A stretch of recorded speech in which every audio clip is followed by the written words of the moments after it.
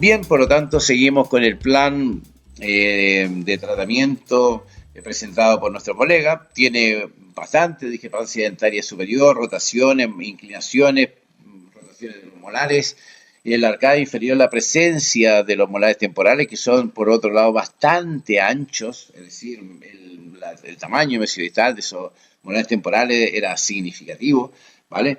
Y sabíamos que tenía un pronóstico bastante pobre, bastante malo, esos molares temporales. Por tanto, como se trataba de un paciente de clase 2 dentaria, pues nos planteamos la extracción de primeros premolares superiores, primero para poder generar el espacio disponible para la tracción del canino. Por supuesto, las extracciones las vamos a realizar una vez que comprobemos que los caninos responden al estímulo de la tracción, porque podría suceder que nosotros sacrificamos 2 premolares y luego no somos capaces de traccionar los caninos y por lo tanto perdemos 4 piezas. Solamente avanzamos con este proyecto de extracción de premolares cuando tenemos la certeza, la seguridad que los caninos evolucionan, erupcionan o por lo menos dan signos evidentes de movimiento y en ese momento ya podemos empezar a pensar en las extracciones de los premolares superiores para generar espacio suficiente para la colocación de los caninos, ¿vale? Y aquí tenemos el grave problema. Todos sabemos que la atracción de los caninos, pues es un poco, el resultado depende mucho de casi del azar, porque no podemos saber con antelación si esos caninos están retenidos, están anquilosados, tienen algún problema en general el movimiento dentario, y por lo tanto solamente la evidencia clínica nos va a permitir tomar decisiones como las extracciones. Pero en relación a la extracción de los segundos premolares temporales, le planteamos a la paciente la necesidad de colocar allí 2 implantes.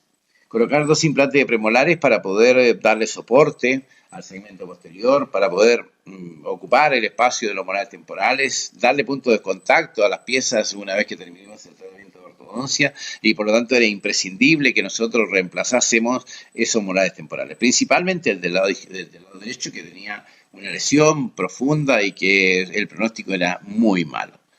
Y por supuesto la tracción de los caninos superiores. Además de hacer un alineamiento, una elevación, un control del torque de los segmentos posteriores, un control del torque importante con arcos pesados porque la paciente es braquifacial y necesita la expresión de los torques para tener una estabilidad oclusal a largo plazo. Por lo tanto, entre las soluciones que planteamos fue hacer la extracción de los molares temporales. Este fue un conflicto severo porque la paciente no podía asumir la rehabilitación a través de implante y entonces nos planteamos hacer una extracción de molares temporales y una pérdida de anclaje inferior. Y esto es para mí el error de mi vida, ¿vale? Dadas las características del biotipo facial del paciente, dado que es una paciente braquifacial, ¿vale? Lo suyo, lo correcto, lo adecuado, era simplemente rehabilitar los premolares inferiores, los segundos premolares. Si la paciente no hubiese estado en condiciones de asumir ese gasto, pues podríamos haber perfectamente dejado los molares temporales todo el tiempo que fuese posible, a la espera de unas condiciones más favorables para su rehabilitación, pero en ningún caso hacer lo que nosotros hicimos. Nosotros hicimos la extracción de los molares temporales, de los quintos temporales, y nos planteamos un cierre total del espacio, ¿vale? Una mesialización de los segmentos posteriores. Arriba hicimos extracciones de premolares para generar espacio para la tracción de los caninos, y abajo hicimos extracciones de segundos molares temporales para la mesialización de los cestos. Y esto es una locura plantearse este tipo de tratamiento. Primero porque la mesialización de los segmentos posteriores es un trabajo inmenso. Es muy difícil hacer la pérdida de anclaje de los segmentos posteriores 2 o 3 milímetros, mucho menos hacer una pérdida de anclaje como para cerrar el espacio de un molar temporal, ¿vale? Habrá sido fruto de la juventud, habrá sido fruto de la inexperiencia, habrá sido fruto de la ilusión. La cuestión es que nosotros avanzamos con este plan de tratamiento infeliz. Pusimos una férula para poder asegurarnos que el paciente estuviese más o menos relajado durante la fase de tratamiento. Como nosotros no habíamos iniciado el tratamiento, nos mantuvimos en la arcada superior sin colocar la aparatología inferior, pusimos una férula, la ajustamos y comenzamos a hacer la tracción de los caninos. Mientras hacíamos este movimiento, simplemente fijamos la ligadura metálica a un expansor para solucionar los problemas transversales, sin ánimo de traccionarlos, sino que simplemente para mantenerlos allí en el momento, para coordinar la expansión de la arcada superior y luego hacer la tracción de los caninos. En cuanto pudimos, en ese momento trabajábamos con unos expansores distintos a los que se trabajan habitualmente. Es un expansor de Wilson, ¿vale? Que tiene unas cajas verticales. En esa época yo trabajaba con ese tipo de aparato, tenía muy buen control sobre los torques, pero tenía un problema de oclusión. Siempre interfería en la oclusión con los molares inferiores y por lo tanto con el tiempo dejé de trabajar con estos anclajes de Wilson. Como ven, utilicé los expansores, parte de la posición de los expansores para con hilo elástico comenzar a traccionar los caninos y relativamente pronto uno de los caninos, el que estaba en 45 grados, relativamente pronto erupcionó ese canino. Por lo tanto, ya habíamos rescatado uno de los caninos, ya podíamos pensar que el proyecto que nos habíamos planteado era viable. Teníamos un gran desvío de la línea media superior, por eso que teníamos necesidad de hacer extracciones de la pieza de uno de los premolares, de un premolar y el canino temporal, para colocar el canino en posición y además corregir la línea media.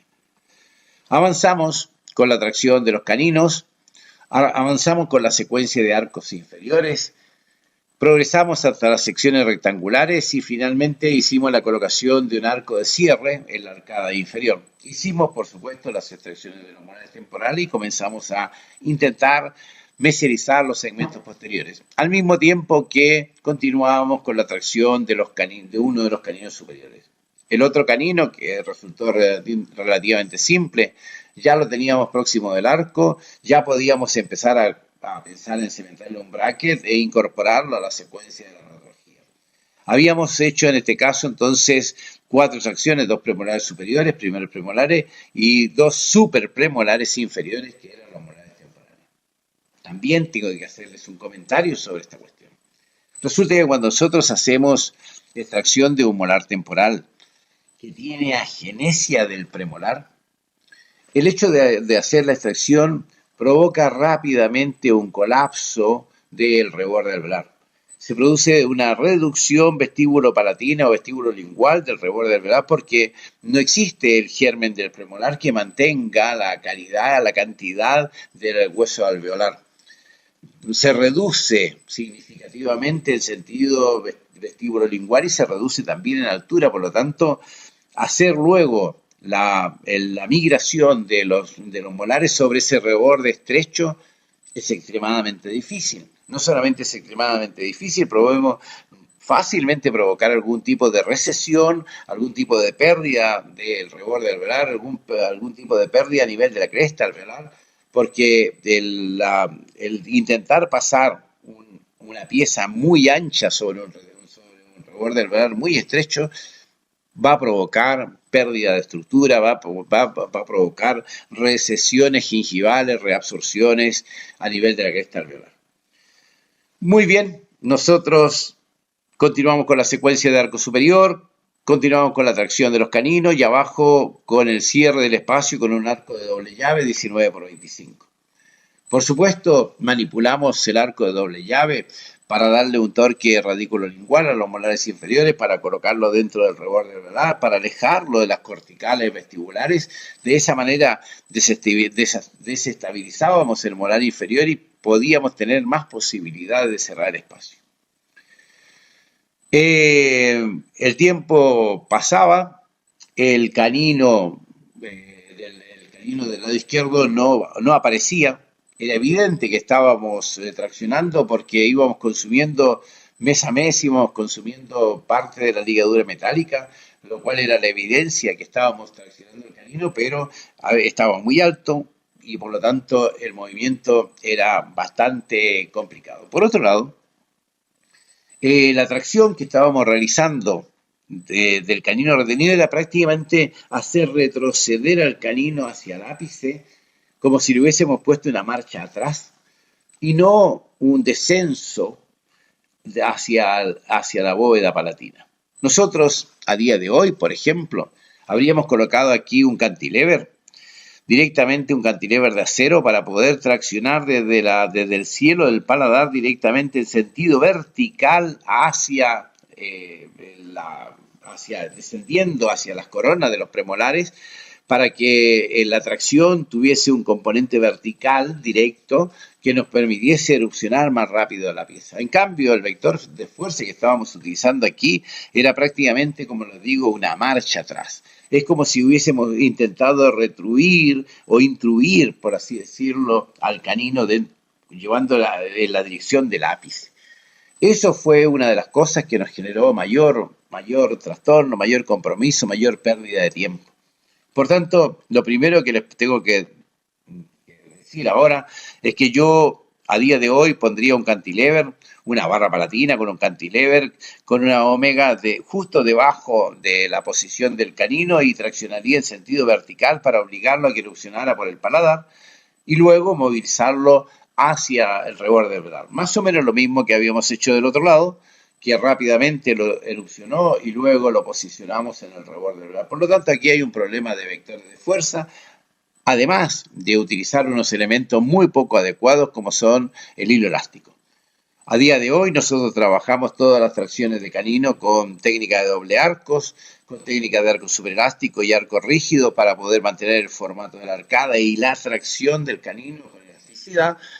No utilizamos hilos elásticos y de esa manera mantenemos una tracción permanente, biológica, con una fuerza muy baja, que nos permite hacer tracciones de canino a gran velocidad y con direcciones bastante adecuadas. Es conveniente colocar un cantilever en cualquier dirección del paladar para alejarlo de la posición de las raíces de los incisivos centrales, de las raíces de los incisivos laterales. Intentar hacerlo erupcionar lo más rápidamente posible por el paladar y luego a continuación llevarlo al reborde alveolar para posicionarlo en el lugar adecuado. Esto es lo que habríamos hecho a día de hoy. Como veis, como estábamos trabajando con arcos pesados, no podíamos cementar ningún bracket en el canino porque si no tendríamos que haber descendido de calibre, descendido ya no trabajar con arco de acero, sino que trabajar con arco superelástico, técnica de doble arco, y esto fue una de las razones por las cuales no podíamos cementar el bracket del canino. Estábamos trabajando entonces con arco de acero. Fijaros que aquí empezamos a trabajar con un cantilever, ya estamos trabajando en forma más lógica. La tracción ahora desciende directamente hacia el cantilever, por tanto rápidamente va a romper el canino esta zona de la mucosa palatina. Los rebordes alveolares en la arcada inferior están estrechos. Hemos conseguido cerrar, mesializar, perder anclaje de los segmentos posteriores, pero también hemos tenido una retusión de los incisivos. En este caso, la pérdida de anclaje de los segmentos posteriores utiliza como unidad de anclaje los incisivos canino y primer premolar y la tracción, la potencia, la fuerza que estamos generando para la mesialización de los segmentos posteriores nos provoca un colapso, una retusión de los segmentos antero inferiores. Los incisivos están más retruidos, los caninos están más retruidos, fruto del intento de mesialización del segmento posterior. Nos llevó años. La paciente vino a estudiar a la universidad y se pasó prácticamente toda la facultad con el aparato de ortodoncia. Y feliz en la experiencia de nuestra alumna, de nuestra paciente, con su tratamiento de ortodoncia, con su tracción de caninos. Muy infeliz. 3 o 4 años nos duró el tratamiento de ortodoncia. Fijaros que mucho tiempo después de haber erupcionado uno de los caninos, el otro todavía no rompía la mucosa palatina. Habíamos ido cerrando progresivamente los espacios de la arcada inferior, hemos hecho un trabajo titánico en la arcada inferior, pero también hemos tenido un deterioro de la posición de los incisivos inferiores, están totalmente retroinclinados, están totalmente retruidos, en un intento de salvar una situación en que no tendríamos que haber entrado, simplemente tendríamos que haber mantenido los molares temporales en esa posición y luego haber colocado los implantes, haber buscado una forma de rehabilitación de los molares temporales inferiores. Esta mesialización del segmento posterior y esta retrusión de los incisivos nos va a traer grandes problemas estéticos. El cierre del eje facial me va a proyectar el pogonion y la retrusión de los incisivos me va a retruir los labios. Por lo tanto, después de 4 años de tratamiento, el resultado estético, el resultado cosmético va a ser bastante pobre. No vale la pena, no le vale la pena a mi paciente el sacrificio que está haciendo de llevar este tipo de aparatología para el resultado final. Finalmente, erupcionó el canino del lado izquierdo, ya colocamos el braque del canino número 13, hicimos un descenso en el calibre del arco, pasamos de un arco de acero a un arco superelástico, volvimos a los arcos redondos para intentar derrotar y recuperar la inclinación del canino de la pieza número 13, por en cuanto estábamos todavía en la tracción del canino del lado izquierdo que estaba submucoso. Pobre paciente nuestra, pobre experiencia universitaria con bracket durante toda la facultad.